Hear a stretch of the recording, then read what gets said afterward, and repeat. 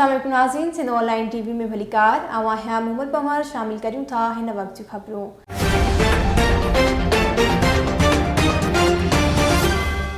नाज़रीन, कुरान मजीद जे ॾसियल रस्ते ते ज़िंदगी गुज़ारण में इंसान ज़ात जी कामयाबी आहे। कुरान मजीद जे ॿुधायल तरीक़े में असांजी कामयाबी आहे। अहिड़नि ख़्यालनि जो इज़हार जमियत उलमा इस्लाम सूबा सिंध जे सीनियर नायब सदर मौलाना मोहम्मद सालेह अल हदाद गुज़िरियल ॾींहुं चोहर जमाली में मदरसा मोहम्मदिया कासमिया में सालियाने ख़त्म कुरान जी तक़रीब खे ख़िताब कंदे कयो। सिंध ऑनलाइन टीवी जे चोहर जमाली जे रिपोर्टर कादिर कहर मौजूब हिन चयो त असांखे कुरान मजीद जे ॿुधायल रस्ते ते हलण सां सुख ऐं अमन मिले थो। तक़रीब खे मौलाना ज़हूर अहमद मेमण, मौलवी गुलाम हुसैन मेमण, मौलवी नजीबुल्ला मेमण ऐं ॿियनि पिणु ख़िताब कयो।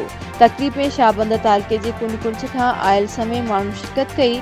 उन मौक़े ते 11 तालिबनि ऐं हिकु न्याणी खे कुरान पाक हिफ्ज़ ऐं 17 तालिबनि खे कुरान मजीद मुकमल करण ते दस्तारबंदी कराई वई। वधीक खबरुनि अपडेट्स जे लाइ ॾिसंदा रहो सिंध ऑनलाइन टीवी।